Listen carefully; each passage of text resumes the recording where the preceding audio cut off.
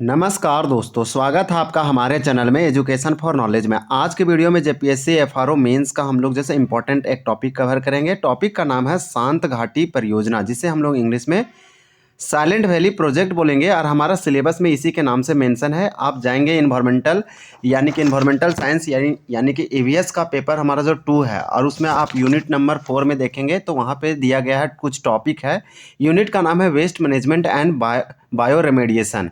इसी में दिया गया है साइलेंट वैली प्रोजेक्ट। तो ये शॉर्ट नोट्स में बनेगा, यहाँ से लॉन्ग क्वेश्चन नहीं बन पाएगा।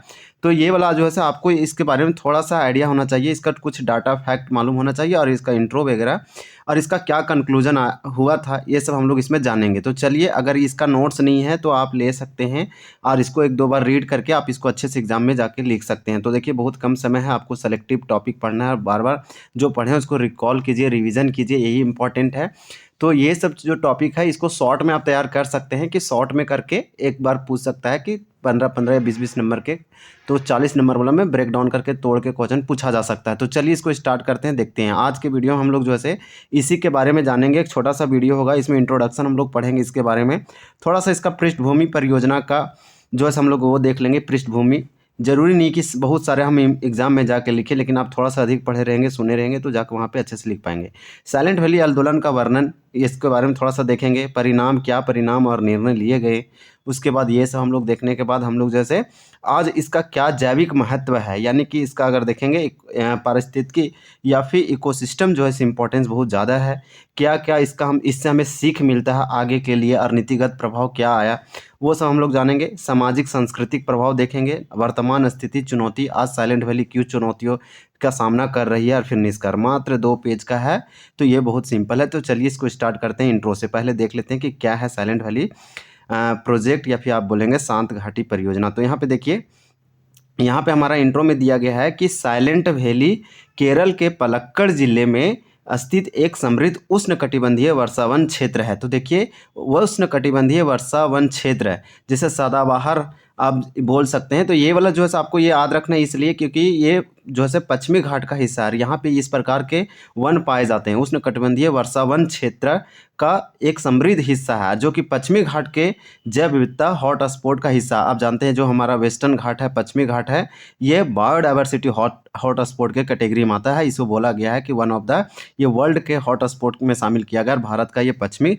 घाट है। तो यही है साइलेंट वैली, और कुछ नहीं है। केरल में पड़ता है और केरल के पलक्कड़ जिले में स्थित है, जो कि एक समृद्ध, बहुत ही आप बोल सकते हैं कि इतना समृद्ध है, उष्णकटिबंधीय वर्षावन क्षेत्र है, जो पश्चिमी घाट का जैव विविधता हॉट स्पॉट का हिस्सा है। तो ये सब आप थोड़ा थोड़ा याद रखेंगे तो आप लिख पाएंगे।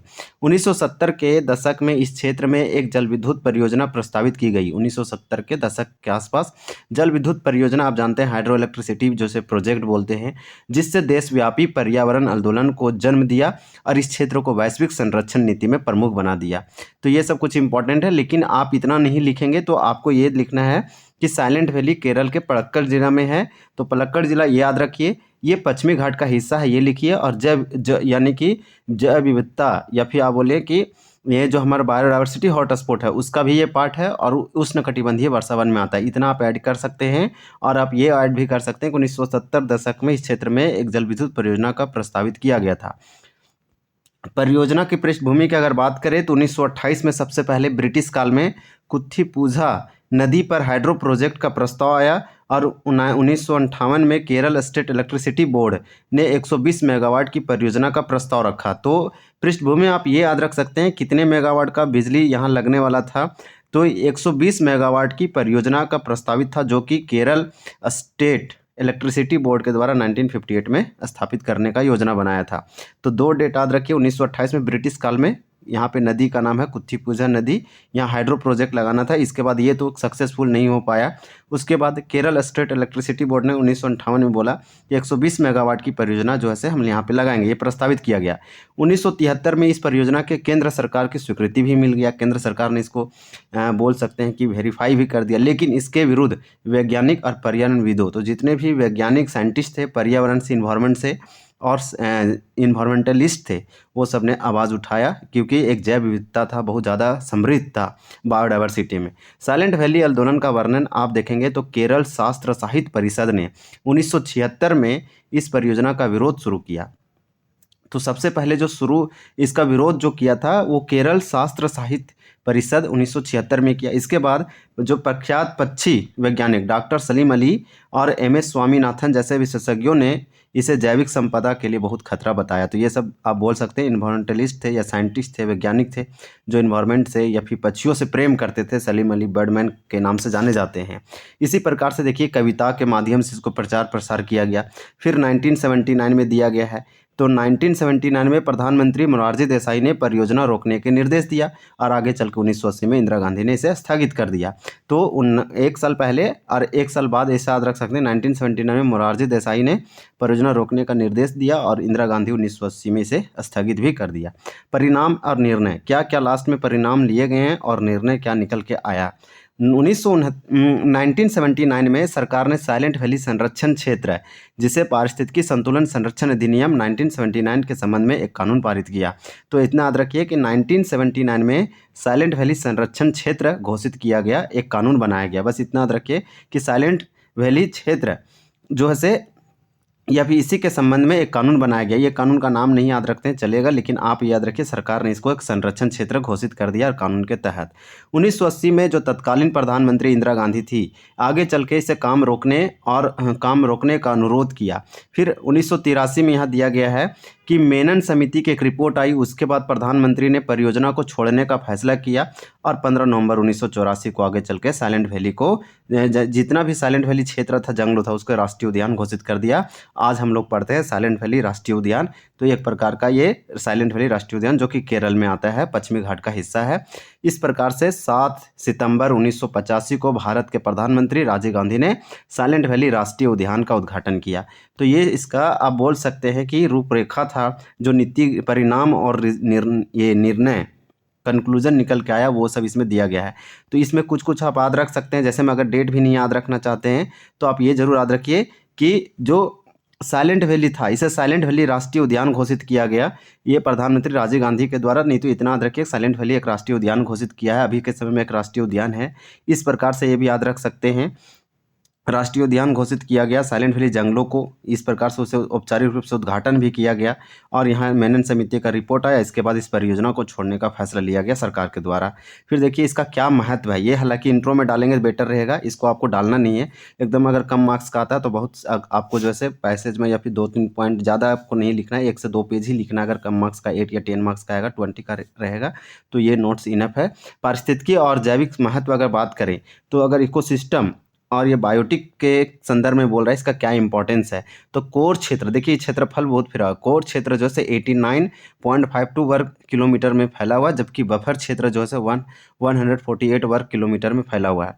फूलदार यहाँ पौधे लगभग 1000 से अधिक आपको देखने को मिलेगा। 108 अर्किड प्रजातियाँ, 280 औषधीय पौधे। यहाँ देखिए मेडिसिनल प्लांट औषधीय प्रकार के पेड़ पौधे या प्लांट्स पाए जाते हैं और अर्किड प्रजातियाँ 108। तो लगभग हो गया हमारा, यहाँ पे और भी होगा लेकिन हम बताएं कि लगभग जो है 1000 फूलदार पौधे पाए जाते हैं।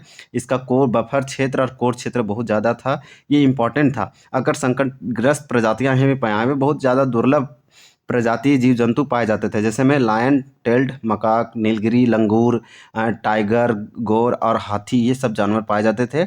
इसलिए यह क्षेत्र जैव विविधता का भंडार और पश्चिमी घाट का अभिन्न अंग है। तो इसका तो बहुत इंपॉर्टेंट था ना, इन्वायरमेंट पारिस्थितिकी तंत्र के हिसाब से हम बोल सकते हैं। इसलिए हम ये पॉइंट डाले हैं कि ये क्यों इंपॉर्टेंट था, हमारा पारिस्थितिकी और जैविक महत्व है साइलेंट वैली, इसलिए इसे कंजर्व करना भी बहुत ज़रूरी है। यहाँ बहुत सारे संकटापन या संकटग्रस्त प्रजातियाँ पाई जाती थी और ये जैव विविधता का एक भंडार समृद्ध था, हॉट स्पॉट था। दुनिया में जितना भी हॉट स्पॉट सर्च करेंगे तो वो वेस्टर्न घाट का एक लिस्ट आएगा।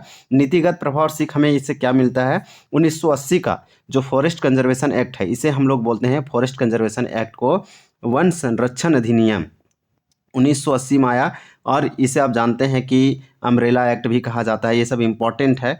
तो फॉरेस्ट कंजर्वेशन एक्ट 1980 का इस आंदोलन का प्रभाव से लागू हुआ, ये इंपॉर्टेंट है वन संरक्षण अधिनियम। इसके बाद 1988 में राष्ट्रीय वन नीति को बल मिला आंदोलन ने पर्यावरण चेतना, वैज्ञानिक समर्थन और जन सहभागिता को आदर्श स्थापित किया। फिर पर्यावरण में पर्यावरणीय न्याय और सतत विकास के सिद्धांत को सुदृढ़ किया। तो इसमें आप 2-3 पॉइंट अगर नीतिगत प्रभाव और सीख में लिखना है तो आप ये 1980 के फॉरेस्ट कंजर्वेशन एक्ट ये इस आंदोलन के प्रभाव से लागू हुआ ये वाला लिख सकते हैं। राष्ट्रीय वन आंदोलन यानी कि राष्ट्रीय वन नीति को जो बल मिला ये वाला भी आप मेंशन कर सकते हैं। बाकी आप ये सब कर ही सकते हैं, नहीं भी करेंगे कोई दिक्कत नहीं है। खुद से लिखना है कि पर्यावरणीय चेतना आंदोलन ने इन्वायरमेंटल जो चेतना है वो जागृत किया, वैज्ञानिक समर्थन और जन सहभागिता का आदर्श स्थापित किया, सतत विकास सिद्धांत को और बल मिला कि सतत विकास यानी कि विकास के साथ साथ पर्यावरण भी इम्पोर्टेंट है, इस पे ये लागू होता है और चलता है। इसके बाद सामाजिक और सांस्कृतिक प्रभाव क्या है, जन चेतना में वृद्धि हुआ, वैज्ञानिक और आम जनता के बीच संवाद हुआ, साहित्य, कला और कविता के माध्यम से पर्यावरण का चेतना और बढ़ावा मिला। इस प्रकार से वर्तमान क्या चुनौती है, आज साइलेंट वैली क्यों खतरे में है, तो साइलेंट वैली नेशनल पार्क आज एक संरक्षित क्षेत्र घोषित किया गया है उसी के समय, और ये आंदोलन का परिणाम था। तो आज ये साइलेंट वैली नेशनल पार्क के नाम से जाना जाता है। यहाँ आज चुनौतियाँ ये है कि इको टूरिज्म से पर्यावरणीय दबाव बढ़ गया है, लोग ज़्यादा जा रहे हैं, जलवायु परिवर्तन से भी खतरा में है, सीमावर्ती क्षेत्रों में अवैध कटाई हो रहा है, अतिक्रमण हो रहा है, ये सब बोल सकते हैं कि इसका चुनौतियाँ हैं। देखिए बहुत सिंपल नोट्स था, शॉर्ट था। इसमें आप ये फ्लेक्सिबल क्यों है कि हैंड रिटेन है सबसे पहले, इसमें आप किसी बहुत सारी चीज़ों को रिमूव कर सकते हैं तो ये ऑलरेडी रिड्यूस हो जाएगा।